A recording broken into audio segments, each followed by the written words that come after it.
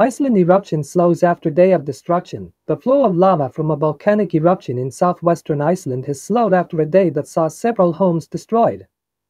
A volcano on the Reykjanes Peninsula erupted on Sunday, sending streams of molten rock into the town of Grindavik.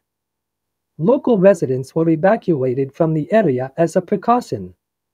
Defensive barriers constructed after a December eruption in some areas were breached, causing some houses to catch fire.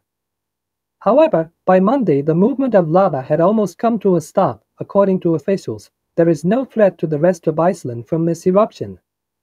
Dr. Matthew Roberts of the Icelandic Meteorological Office said the situation near Grindavik had greatly improved by Monday. Though some minor earthquakes continue to occur, many Grindavik residents have been deeply shaken by seeing their community threatened. One woman said her family had to leave most of their possessions behind during the evacuation, taking only clothes and essentials.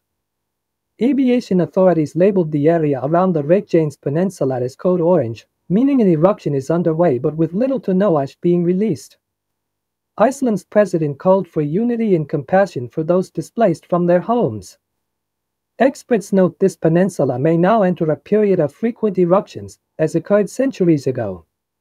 While the immediate crisis has eased, the effects on the region and its residents will be long-lasting.